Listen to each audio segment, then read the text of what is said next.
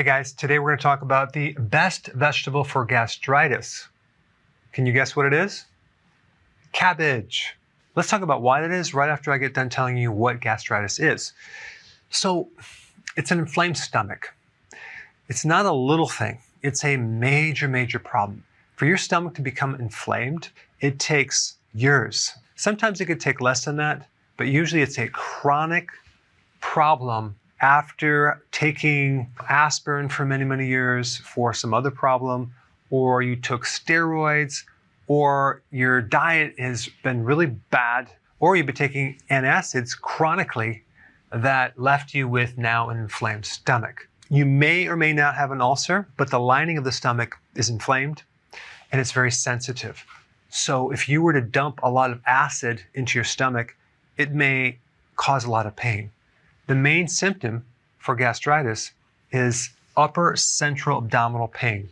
You have pain right here. It could be gnawing, dull, burning, and I used to have this in college. Of course, I chronically was under massive stress, very little sleep, lot of sugar and refined carbs and junk food, not to mention a ton of coffee. And you're probably also going to have bloating. Now, there's some other triggers for gastritis. One would be H. pylori. That infection destroys the mucus lining inside the stomach.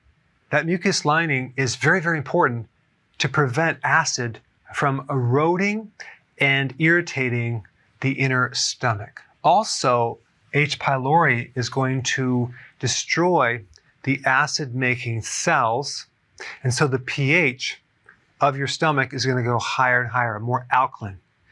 And that's going to make it really hard to digest protein and kill microbes. So you're going to be very susceptible to having other infections, getting food poisoning, for example. Let's say you had some chicken that wasn't thoroughly cooked, and then you get this bacteria. Now, there's also a factor in your stomach called the intrinsic factor that allows you to absorb B12. So without the stomach acid, you're going to not have enough intrinsic factor, and then you're going to get anemia, not to mention a whole list of B12 deficiencies. It just so happens that the remedy for gastritis is the same for H. pylori.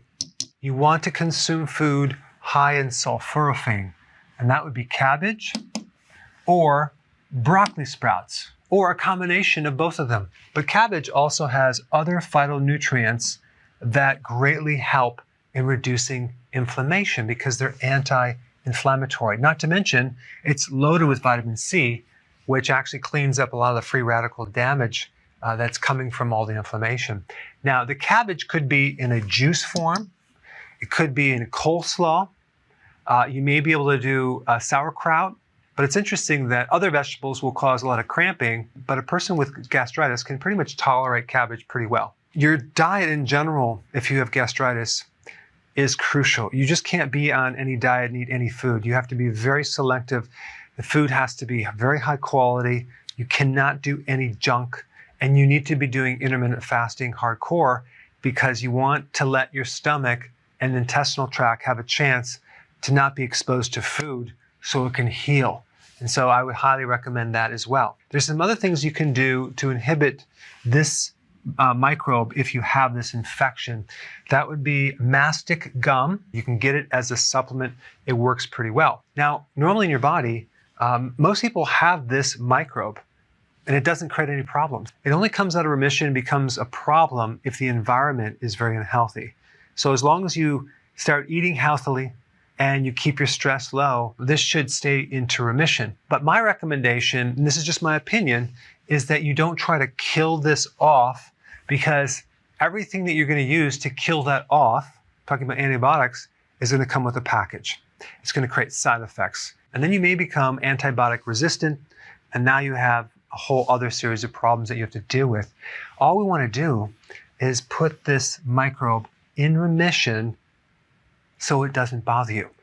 And check with your doctor before taking any of these recommendations. This is just my opinion. So that being said, there's some other things to do. One is a probiotic. Probiotics inhibit H. pylori, and they also reduce inflammation. You want to get a good one, a liquid probiotic that doesn't get destroyed, by the acidity of the stomach would be a good idea. You can also chew on raw black seeds to help reduce some of the pain, let's say an hour before the meal. And lastly, zinc carnosine is one of the best things for not just gastritis, but any type of ulcer you have in your body. So this is definitely a very important thing right here. Now, you may also think you have SIBO, and you may have SIBO. Small intestinal bacterial overgrowth. That's a situation where you have the microbes that should be in the large intestine, but they're in the small intestine where they shouldn't be. So if you're doing cabbage or any type of vegetables or even probiotic, it's going to feed the microbes in the wrong place, and you're going to get more bloating. Now, in other videos, I tell people to do a carnivore diet, okay, if they have SIBO. The problem is if you have this infection right here and you have low stomach acid and you're consuming a lot of meat, protein without the hydrochloric acid to break it down, it's not going to work. There are several pieces to this puzzle that you want to look at. And I would first start with the cabbage, okay, and some broccoli sprouts. And realize gastritis takes months to heal because it's a major, major problem. And as you apply this information, this thing will go back in remission. The stomach will slowly, slowly heal to the point where you don't have it. Then you can start to acidify the stomach with apple cider vinegar, betaine hydrochloride.